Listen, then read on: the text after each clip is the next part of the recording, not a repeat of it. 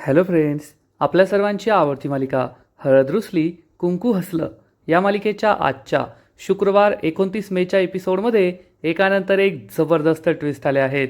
Friends, आजचा episode खूप भारी होता. मग नेमकं घडलंय तरी काय? बाळजाबाई ही बदललेली नाहीये, तिनेच गाव जेवण खराब केलं यावर दुष्यंत टिकून राहिला. पण कृष्णाने मात्र त्याचा विरोध केला आणि दुष्यंतला ठणकावून सांगितलं, बाळजाबाई बदलल्यात यावर माझा विश्वास आहे आणि मी त्यांचा सत्कार करणार आहे संपूर्ण गावासमोर. त्यामुळे दुष्यंत खूप चिडलाय. पण समरला समजलंय की बाळजाबाईने कृष्णाचा जीव घेण्याचा प्रयत्न केला होता. आणि मग या सत्काराच्या कार्यक्रमात समरने हे सत्य सगळ्यांसमोर आणलं आणि त्याची काही माणसं चक्क बाळजाबाईचं तोंड काळं करण्यासाठी पुढे सरसावली. पण त्याच वेळेस कृष्णाने बाळजाबाईला वाचवलं, या गावकऱ्यांना थांबवलं. कृष्णा काही बाळजाबाईचं तोंड काळं होऊ देणार नाहीये. मग हे सगळं नेमकं घडलं तरी कसं, हे जाणून घेण्यासाठी हा व्हिडिओ शेवटपर्यंत नक्की पहा. फ्रेंड्स, आजच्या एपिसोडच्या सुरुवातीलाच कृष्णा ही दुष्यंतला समजवण्याचा प्रयत्न करत असते. दुष्यंत सरकार, जे काही झालं त्यामध्ये बाळजाबाईची चूक नाहीये. मला नाही वाटत त्यांनी गाव जेवण खराब केलंय. दुष्यंत खूप चिडतो आणि कृष्णाला म्हणतो, कृष्णा, भोळेपणाची सुद्धा काही लिमिट असते. अगं, तुझ्यासमोर सगळं झालंय. मी सांगतोय ना, मी बाळजाबाईला त्या खोलीत पाहिलं, त्यांनीच सगळं जेवण खराब केलंय, तरीसुद्धा तुझा त्यांच्यावरच विश्वास आहे. कृष्णा ही दुष्यंतला समजवण्याचा प्रयत्न करते. दुष्यंत सरकार, तुम्ही त्या खोलीत होता, पण कदाचित तुम्ही बासुंदी टेस्ट केली म्हणून जी व्यक्ती तेथे लपून बसली होती ना हे सगळं जेवण खराब करण्यासाठी, त्याने इतर जेवण खराब केलं नाही. माझा बाळजाबाईवर पूर्ण विश्वास आहे, त्यांनी असं काहीच केलं नसेल. तुम्ही सुद्धा एकदा बाळजाबाईवर विश्वास ठेवून पहा. कृष्णा असं बोलतेय, त्यामुळे दुष्यंतला खूप राग येतो. आणि इकडे आढळराव आपल्या रूममध्ये असतात. अनुसूया आवरासावर करत असते आणि आढळरावांचं अनुसूयावर बारीक लक्ष असतं. त्यांचा सुद्धा अनुसूयावर संशय असतो की तिनेच बाळजाबाईला अडकवण्यासाठी हे जेवण खराब केलंय. अनुसूयाला ते विचारतात, काय ग अनुसूये, आज सगळं जेवण खराब झालं, तुला काय वाटतं त्याबद्दल? अनुसूया चांगलीच घाबरते आणि आढळरावांच्या नजरेला नजर काही देत नाही. त्यामुळे आढळरावांचा संशय आणखीनच वाढतो. आढळराव म्हणतात, मला तर असं वाटतंय की ती बाळजा सुधरायली आहे, त्यामुळे नक्कीच कुणीतरी तिला अडकवण्यासाठी हे सगळं केलंय. पण कुणी केलं असेल? तू केलंय का? हे ऐकून अनुसूयाला जबर धक्काच बसतो. अनुसूयाचा विश्वासच बसत नाही की आढळराव तिच्यावर संशय घेत आहे. आढळराव अनुसूयाकडे बारीक लक्ष ठेवून असतात की हिची रिॲक्शन काय असेल, ही बोलणार काय. अनुसूया मनात विचार करते, झालं, आता यांचा सुद्धा माझ्यावरच संशय. आढळरावसुद्धा आजकाल माझ्या मनाविरुद्ध वागायला लागलेत, यांचा सुद्धा काहीतरी बंदोबस्त करावाच लागेल, असा विचार अनुसूया करते. आणि इकडे दुष्यंतला खूप राग येतो. दुष्यंत म्हणतो, कृष्णा, माझा विश्वासच बसत नाहीये. अगं, तूच होती ना जिने त्या बाळजाबाईचा खरा चेहरा सगळ्यांसमोर आणला. आणि ती बाई किती मोठी कटकारस्थानी आहे, ती बाई काय काय करू शकते हे सगळं तुला माहीत असताना सुद्धा तुला तिच्यावर विश्वास ठेवायचा आहे. तुला अजूनही असं वाटतं की बाळजाबाईने हे केलं नसेल, म्हणजे तुला स्वतःच्या नवऱ्यावर विश्वास ठेवायचा नाहीये, पण त्या बाईवर विश्वास ठेवायचा आहे. कृष्णा, मी तुला सांगून सांगून थकलोय, त्या बाईवर विश्वास ठेवू नको, पण तू ऐकायला तयार नाहीये. मी तुला फक्त एवढंच सांगतो की जर तू त्या बाईवर असाच विश्वास ठेवला ना, तर एक दिवस तुला त्याची खूप मोठी किंमत चुकवावी लागेल, एवढं लक्षात ठेव. कृष्णाला वाईट वाटतं. कृष्णा त्याला काही समजवणार, पण दुष्यंत रागारागाने तेथून निघून जातो. आता काय करावं हाच प्रश्न कृष्णाला पडतो. आणि इकडे अनुसूया उशी हातात घेऊन उशीवरच आपला राग काढत असते. आढळराव विचारतात, अनुसूये, मी तुला काहीतरी विचारतोय, सांग ना, जेवणात मीठ तूच मिसळलं होतंस का? अनुसूया लगेच आपला चेहरा मोहरा बदलते आणि म्हणते, अहो, आता काय बोलायचं मी? म्हणजे ती बाळजा सुधरायली याचा अर्थ मी बिघडायले का? आणि तुम्ही मलाच दोष देताय. माझा तर विश्वासच बसत नाहीये की तुम्ही माझ्यावर संशय घेताय. आढळराव म्हणतात, ते संशयाचं वगैरे राहू दे, तुम्हाला खरं खरं सांग, जेवणात मीठ तू मिसळलंय का? आणि मग अनुसूया रडण्याचं नाटक सुरू करते. अहो, तुम्ही हे जे बोलताय ना त्यावर माझा विश्वासच बसत नाहीये. तुम्हाला वाटलं तरी कसं की मी कृष्णाने ठरवलेला कार्यक्रम असा विस्कळीत करण्याचा प्रयत्न करेल? अहो, कृष्णा आहे ना माझ्यासाठी देव आहे, देव. 26 वर्षानंतर माझा संसार मला परत मिळाला, माझा नवरा मला परत मिळाला, माझं घरदार मला परत मिळालं. ते कोणामुळं? त्या कृष्णीमुळं. कृष्णा आहे ना माझ्या लेकीसारखी आहे आणि तीसुद्धा मला स्वतःच्या आईसारखी मानते. कृष्णाचा कार्यक्रम खराब करण्याचा मी स्वप्नातसुद्धा विचार करू शकत नाही. तुम्ही खरंच मला खूप वाईट बोललात, असं म्हणून अनुसूया रडण्याचं नाटक करते. पण आढळरावांना तिचं हे नाटक समजतं. आढळराव तिच्या नाटकाला काही भुलत नाही. ते तिच्याकडे बारीक नजर ठेवून असतात, वाकड्या नजरेने तिला पाहतात आणि अनुसूयासुद्धा तिचं हे नाटक थांबवते. तिच्या लक्षातच येत नाही की आढळराव माझ्याकडे अजूनही पाहत आहे आणि ती खूप चिडते. इकडे जयकांत, मैनावती, दलपत या तिघांची पार्टी सुरू असते. जयकांत दलपत दारू पित असतात आणि मैनावती चकना खात असते. जयकांत हा दारूच्या नशेत म्हणतो, आज जे काही झालं ना ते खूप भारी झालं. तर दलपत म्हणतो, सिस्टमॅटिकली बोलायला गेलं तर सगळी सिस्टीमच हालून गेली आहे कृष्णा आणि बाळाजामधली. जयकांत म्हणतो, पप्पा आपण जसं ठरवलं होतं ना एकदम तसंच घडलं आहे. जयकांत मैनावतीला विचारतो, पण आता कृष्णा आणि बाळाजाबाईमध्ये पुढे काय घडणार, कसं राहणार त्यांचं नातं? तर मैनावती सांगते, आपल्याला जसं हवं होतं ना तसंच घडलं आहे. आता त्या दोघींमध्ये वाद होणार. कृष्णा त्या बाळाजावर कधीच विश्वास ठेवणार नाही आणि बाळाजा तिच्या विश्वासाची भीक मागणार. हा विचार करून हे तिघे हसू लागतात, खूप खुश असतात. आणि इकडे समर मध्यरात्री पूजाला भेटायला आलेला असतो. समर म्हणतो, पूज्जू डार्लिंग. तर पूजा त्याला समजावून सांगते, घरात सगळे झोपलेले आहेत, ती भक्ती, आईचा काही प्रॉब्लेम नाही आहे, पण भक्तीला जर समजलं ना तर खूप प्रॉब्लेम येईल. समर चांगलाच रोमॅन्टिक होतो आणि म्हणतो, याचा अर्थ घरात सगळे झोपलेत, साई झोपली आहे, भक्ती झोपली आहे, मग आपण काय करायचं? असं म्हणून समर हा पूजाला मिठीत घेतो. पूजा म्हणते, आपण आहे ना वर आकाशात पाहायचं, चंद्र तारे किती सुंदर दिसत आहे, त्यांच्याकडे एकटक पाहत राहायचं. समर आकाशाकडे पाहतो आणि म्हणतो, वय की किती सुंदर दिसताय, लई सुंदर दिसताय, पण तुझ्यापेक्षा सुंदर नाही. पूजा खुश होते. आणि इकडे कृष्णा ही घराबाहेर असते आणि अंगणात एरझऱ्या मारत असते. आणि आज काय काय घडलं हे सगळं कृष्णाला आठवतं. कृष्णाला आठवतं की दुष्यंतने बाळजाबाईवर आरोप लावले, पण बाळजाबाईने सांगितलं, मी असं काहीच केलेलं नाही आहे, जेवण खराब केलेलं नाही. पण दुष्यंत बाळजाबाईचा किती अपमान करतोय हे सुद्धा कृष्णाला आठवतं. आणि नेमकं खरं कोण, खोटं कोण, बाळजाबाई खरंच बदलल्यात का याचा विचार ती करत असते. तेवढ्यात आढळराव तेथे येतात आणि विचारतात, काय सुनबाई, कसला विचार करताय? तर कृष्णा सांगते, नाही आबा काही नाही, असाच विचार करत होते. आढळराव विचारतात, तेच तर विचारतोय, कसला विचार करताय? तर कृष्णा म्हणते, आजबद्दल विचार करते. आबा माहीत नाही का, पण बाळजाबाईंची काहीच चूक नाही आहे असं मला वाटतंय. तुम्हाला काय वाटतंय? तर आढळराव सांगतात, मला सुद्धा तेच वाटतंय जे तुला वाटतंय. कृष्णाला आनंद होतो. कृष्णा विचारते, मग आता पुढे काय करायचं?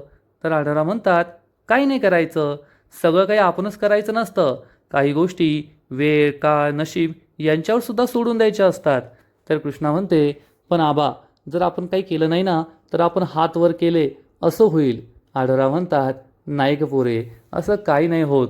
कृष्णा म्हणते, पण आपण बाळजाबाईला मदत करायला हवी ना, कारण त्या आता चांगुलपणाच्या मार्गावर निघाल्यात आणि जर त्यांच्यावर असेच आरोप होत राहिले, कटकारस्थानं होत राहिली तर त्यांनी हा चांगुलपणाचा मार्ग सोडून दिला तर काय होईल? आढळराव कृष्णाला समजावून सांगतात, कृष्णे, माझं आणि त्या बाळाचं जे काही नातं होतं किंवा आहे, पण एवढं तर मानशील ना, त्या बाळाला आतून बाहेरून जेवढा मी ओळखतो तेवढं कुणीच ओळखत नाही. कृष्णा म्हणते, हो. आढळराव सांगतात, 26 वर्षांमध्ये ती बाळजाबाई फक्त वाईट वागत राहिली. तिने फक्त दुसऱ्यांना त्रास दिला, मग घरचे असो किंवा बाहेरचे. सत्तेसाठी, पैशासाठी तिने हे सगळं केलं. मग तू जेव्हा तिला बदलण्याची संधी दिली, तिचा जीव वाचवला, ती एकच संधी तिला 26 वर्षात भेटली का? नाही. या 26 वर्षातसुद्धा तिला अनेक संधी मिळाल्या बदलण्याच्या, सुधारण्याच्या, पण बाळजाबाई काही सुधारली नाही. ती जशी होती तशीच राहिली.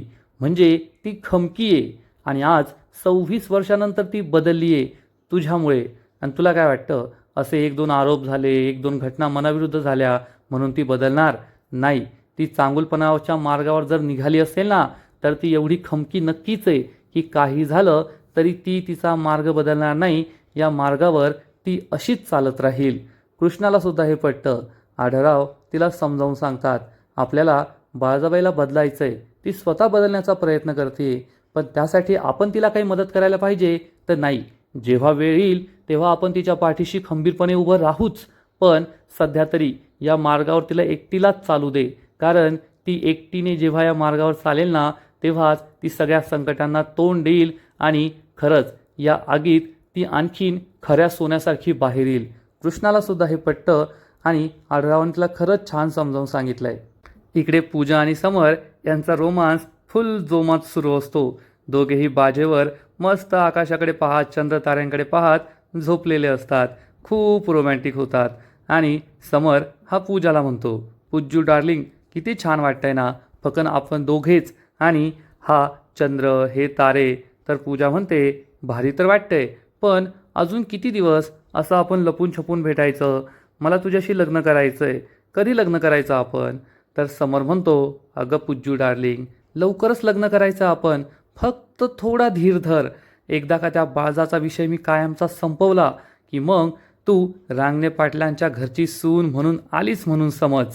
पूजा खुश होते आणि समरला म्हणते, पण समर, आज जे काही झालं ना, खरंच ते खूप भारी वाटलं. त्या बाजाबाईचा चेहरा पाहण्यासारखा झाला होता. समरसुद्धा हसू लागतो. पूजा म्हणते, मानलं तुझ्या आईला. तुझी आई ना शेरात सव्वा शेर आहे. तिने सगळं जेवण बिघडवलं, जेवणात मीठ टाकलं. खरंच खूप भारी झालं. तर समोर म्हणतो, म्हणजे माझी आय ही शेरा सव्वा शेर हाय, मी काय शेरा सव्वा शेर नाही? तर पूजा म्हणते, नाही, तू शेर नाही आहे, तू आहे ना माझा बोका आहे, बोका. आणि लगेचच समर हा पूजाच्या जवळ येण्याचा प्रयत्न करतो आणि म्हणतो, या बोक्याला आहे ना मांजरापेक्षा जास्त लांब राहण्याची सवय नाही बरं का, मॅव. आणि तो पूजाच्या जवळ येणार. तर पूजा म्हणते, बस झालं आता, तू ये ना घरी जा, नाहीतर तू काही पण करतोस. तर समोर म्हणतो, असं कसं, थोड्या वेळ थांब ना. पूजा म्हणते, नाही. समोर म्हणतो, 10 मिनटं. पूजा म्हणते, नाही. समोर म्हणतो, 5 मिनटं. पूजा म्हणते, उद्या आपण भेटूया. समोर म्हणतो, 2 मिनटं. पूजा म्हणते, 1 मिनटं पण नाही, जा बरं आता. समोरचा नाईलाज होतो. समोर म्हणतो, आत्ताच मला इथून हाकलतीये, उद्या आपलं लग्न झाल्यावर मलाच माझ्याच घरातून हाकलायची, जातो आता.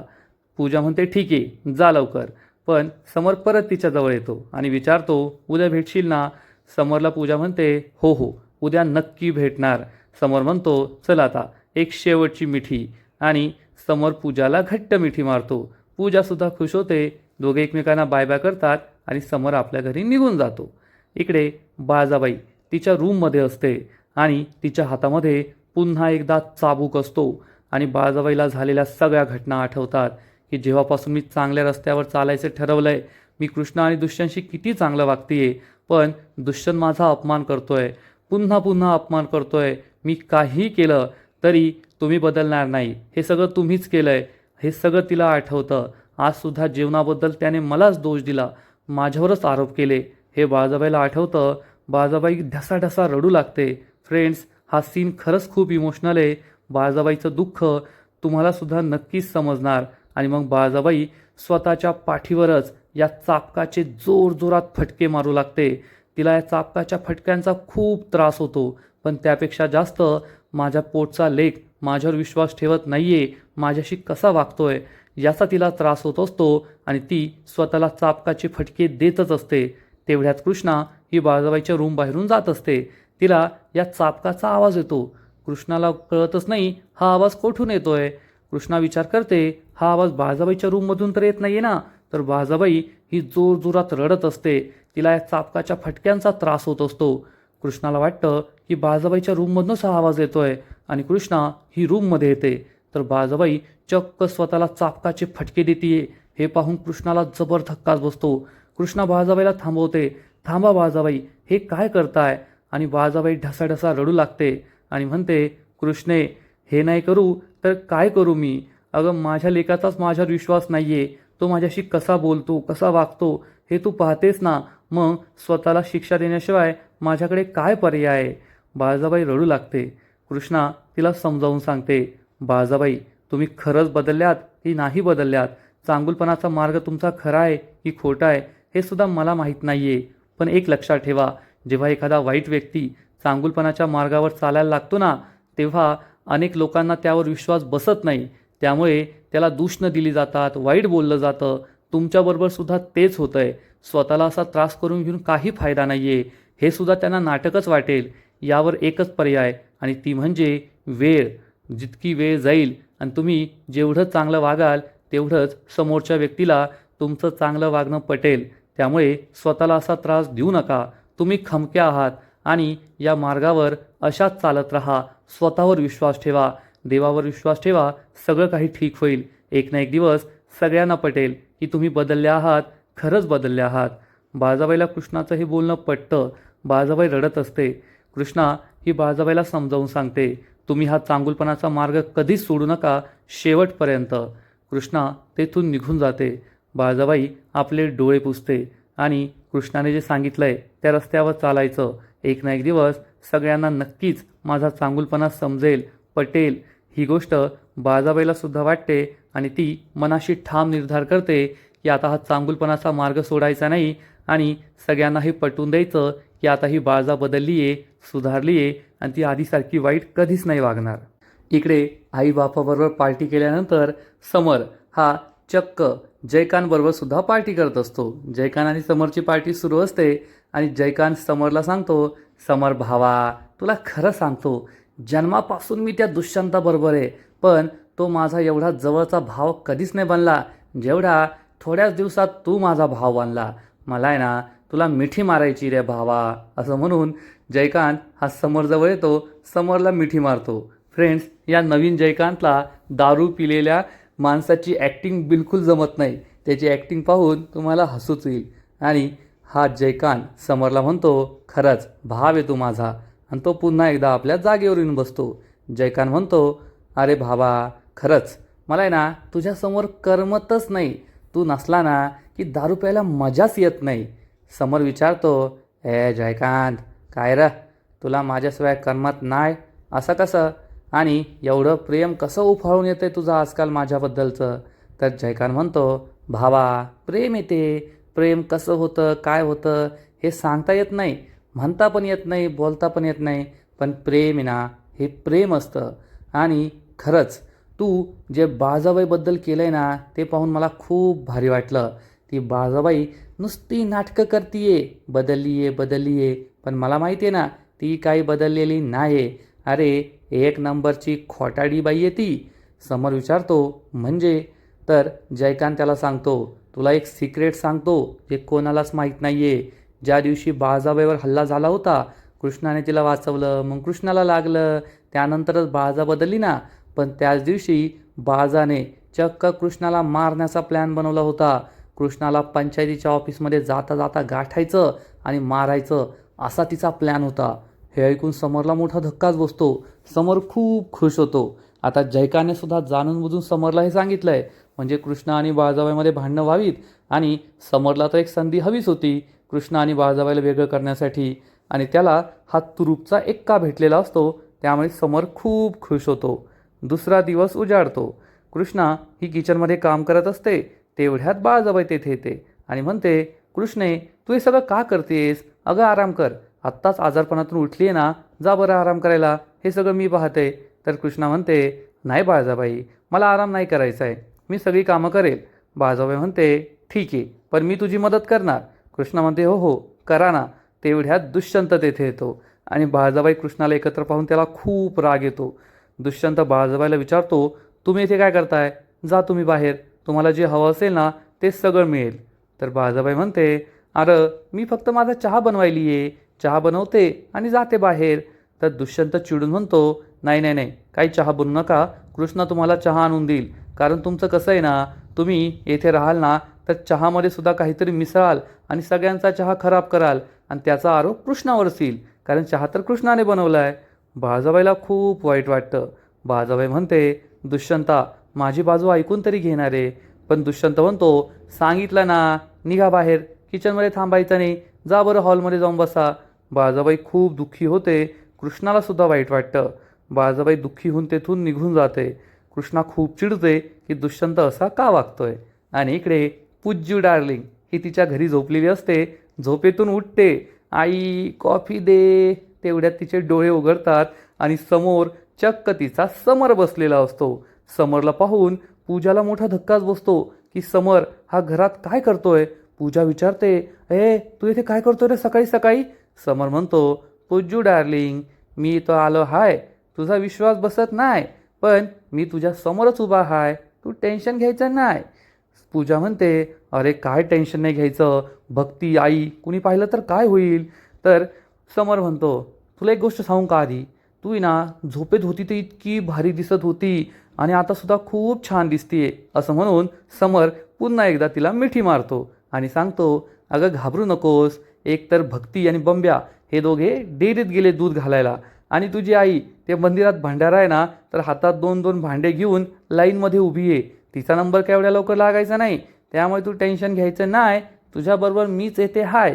पण त्याच वेळेस चक्क सावित्री दोन्ही हातांमध्ये दोन्ही भांडे भरून भंडारा घेऊन घरी येते आणि या दोघांकडे पाहतच राहते. समर आणि पूजा चांगलेच घाबरतात की ही मध्ये कशी टपकली. आणि इकडे दुष्यंत हा कृष्णाचा हात हातात घेतो तर कृष्णा त्याचा हात झटकते. दुष्यंत खूप चिडतो. कृष्णा म्हणते, हात लावायचा नाही, काल रात्री तुम्ही किती जोरात माझ्यावर ओरडला, किती चिडलात.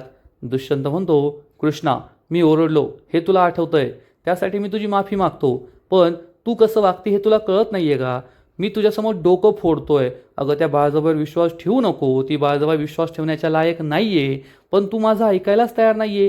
कृष्णा म्हणते, कारण मला सुद्धा माझी बुद्धी आहे आणि माझ्या मनाला जे वाटतंय ना तेच मी बोलतीये. बाळाजाबाई खरंच बदलले आहे, सुधारले आहेत, हे मला मनापासून वाटतंय ना, म्हणून मी तुम्हाला सांगतेय. दुष्यंत खूप चिडतो आणि म्हणतो, याचा अर्थ तुझा तुझ्या नवऱ्यावर विश्वास नाहीये, अख्ख्या जगावर विश्वास आहे, त्या बाळाजाबाईवर विश्वास आहे. कृष्णा म्हणते, दुष्यंत सरकार तुम्ही कुठचा विषय कुठे नेताय, यावर तुमच्यावर विश्वास नसण्याचा काय संबंध आहे. बाळाजाबाईचं वागणं मला पटतंय म्हणून मी त्यांची बाजू घेतेय. दुष्यंत म्हणतो, म्हणजे तुला त्यांचं वागणं पटतंय, ज्या बाईने अनेकदा तुझा जीव घेण्याचा प्रयत्न केला, जी बाई इतकी वाईट होती, अगं काही महिन्यांपूर्वीच तू तिचा खरा चेहरा माझ्यासमोर आणला होता ना. अगं कृष्णा, इतकी वर्ष मी त्या बाईवर आंधळा विश्वास ठेवत होतो, माझं किती मोठं नुकसान झालंय पहा. इतकी वर्ष मी माझ्या वडिलांशी बोलत नव्हतो, त्यांचा अपमान करत होतो आणि आता तुझ्याबरोबर सुद्धा तेच होईल. ती बाळजाबाई ना तुझा ब्रेन वॉश करेल, तुला सगळ्यांविरुद्ध माझ्या विरुद्ध भडकून देईल आणि मग आपल्या दोघांना वेगळं करेल. कृष्णा म्हणते, नाही दुष्यंत सरकार, त्या असं काहीच करणार नाहीये आणि त्या असं करू शकत नाही. तुम्हाला खरं सांगू का, माझ्या आयुष्यात फक्त आता एका गोष्टीची कमी आहे आणि ती म्हणजे माझ्या आईची. जेव्हा भैरूबाबाने मला घरी आणलं ना, तेव्हा मला असं वाटायचं, मला घर मिळालं, बा मिळाला, बहिणी मिळाल्या, मला आता आईचं प्रेम हवंय, आई मला नक्की स्वीकारेल. खूप वर्ष मी वाट पाहिली, पण माझ्या आईने मला कधीच स्वीकारलं नाही. पण आता बाळजाबाईच्या रूपाने मला माझी आई मिळाली आहे असं मला वाटतंय. त्या माझ्याशी खूप प्रेमाने वागतात, माझी काळजी घेतात, मला काय हवं नको ते पाहतात. मला असं वाटतं मला माझी आईच मिळाली आहे. बाच्या रूपाने मला बा मिळाला होता, या घरात मला आबा मिळालेत आणि आता बाळजाबाईच्या रूपाने मला आईसुद्धा मिळाली आहे. दुष्यंतला खूप राग येतो. दुष्यंत म्हणतो, कृष्णा आई, त्या बाळजाबाईला तू आई मानतीये, अगं स्वतःच्या पोटच्या लेकराची ती आई नाही झाली, तुझी आई कशी बनेल. तू आहे ना इतकी भोळी कशी आहे मला कळतच नाही. मला आहे ना तुझ्याशी काही बोलायचंच नाही आहे. कृष्णा ही दुष्यंतला सांगते, थांबा दुष्यंत सरकार, मला तुम्हाला काही सांगायचं आहे, नाहीतर परत म्हणाल मला सांगितलंच नव्हतं. मी उद्या बाळजाबाईंचा सत्कार करणार आहे. त्या बदलल्यात, चांगलं वागताय, गावकऱ्यांच्या जमिनी परत केल्यात, गाव जेवण घालण्यात मला मदत केली. या सगळ्या चांगल्या गोष्टींसाठी मी त्यांचा सत्कार करायचं ठरवलं आहे. हे ऐकून तर दुष्यंतला जबर धक्काच बसतो. दुष्यंत चिडून म्हणतो, कृष्णा मला तर आता काही बोलायचंच नाही आहे. तू त्यांना आई काय मानतीयेस, त्यांचा सत्कार काय करतेयस, तू खूप चुकीचं करतेय आणि याची किंमत तुला मोजावी लागणार आहे. कृष्णा म्हणते, दुष्यंत सरकार ऐकून तरी घ्या. पण दुष्यंत काहीच ऐकत नाही आणि म्हणतो, नाही आता काही बोलायसारखं राहिलंच नाही आहे. आणि दुष्यंत रागारागाने निघून जातो. या दुष्यंतला कसं समजावं हाच प्रश्न कृष्णाला पडतो आणि अनुसूया हे सगळं लपून ऐकत असते आणि म्हणते, वा रे वा कृष्णा, आता ही तुझी नवीन आई आणि तुझी नवीन सत्कार मूर्ती, याचा कसा मी फज्जा उडवते ना आणि तुम्हाला दोघींना एकमेकींपासून कसं वेगळे करते. त्या बाळाचा खरा चेहरा तुझ्यासमोर कसा आणते ना ते तू पाहतच राहा. म्हणजे अनुसूयाला समरने ते सांगितलं असेल जे रात्री जयकांतने सांगितलंय, त्यामुळे अनुसूया फुल कॉन्फिडन्समध्ये आहे. आणि आजचा एपिसोड येथेच संपतो. फ्रेंड्स, हळद रुसली कुंकू हसलं या मालिकेचा आजचा एपिसोड खरंच खूप भारी होता, खूप इंटरेस्टिंग होता. कृष्णा ही बाळजाबाईच्या बाजूने उभी आहे आणि दुष्यंत तिच्या विरोधात उभा आहे आणि आता समर आणि अनुसयाला एक नवीन हत्यार सापडलं आहे. मग आता पुढे काय होईल हे पाहायला मजा येणार आहे. या मालिकेचा आजचा एपिसोड तर भारी होता, पण पुढील एपिसोड आणखीन भारी असणार आहे. आणखीन मोठा ट्विस्ट या मालिकेत येणार आहे. मग नेमकं घडणार तरी काय?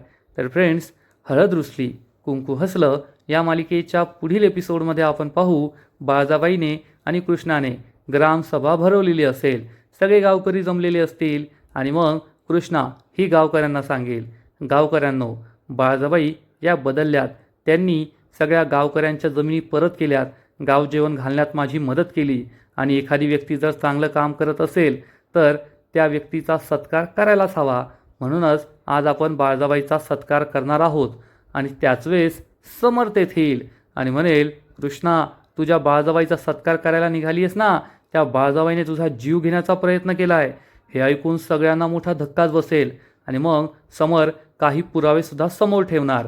त्याच वेळेस समरने काही माणसांना आणलेलं असेल, जी माणसं, बाळजाबाई तुम्ही खूप वाईट केलं आहे, 26 वर्षांपूर्वीसुद्धा तुम्ही हेच केलं होतं, आजसुद्धा तुम्ही तेच करताय, कृष्णाचा जीव घेताय, आम्ही हे सहन करणार नाही. आणि चक्क हे गावकरी बाळजाबाईचं तोंड काळं करण्याचा प्रयत्न करतील. त्यांच्या हाताला आधीच काळं असेल, त्यांनी ही तयारीच केलेली असणार, कारण समरने त्यांना सांगून ठेवलंय. त्यामुळे कृष्णाला जबर धक्का बसणार. ही माणसं पुढं पुढे येत असणार आणि कृष्णा ही बाळजाबाईला वाचवणार. या माणसांना बाळजाबाईचं तोंड काही काळं करू देणार नाही. मग कृष्णा ही बाळजाबाईला कसं वाचवेल, यानंतर पुढे काय होईल हे सगळं पाहणं खूप इंटरेस्टिंग आहे. तर फ्रेंड्स, तुम्हालासुद्धा हळद रुसली कुंकू हसलं ही मालिका आवडते का? नक्कीच कमेंट करून सांगा. आणि या मालिकेचे असेच नवीन नवीन एपिसोड, नवीन नवीन अपडेट सर्वात आधी पाहण्यासाठी व्हिडिओला लाईक करा, शेअर करा, चॅनलला सबस्क्राईब करून बेल आयकॉनवर क्लिक करा. म्हणजे या मालिकेचे नवीन नवीन एपिसोड तुम्हाला सर्वात आधी पाहायला मिळतील. खूप खूप खूप धन्यवाद.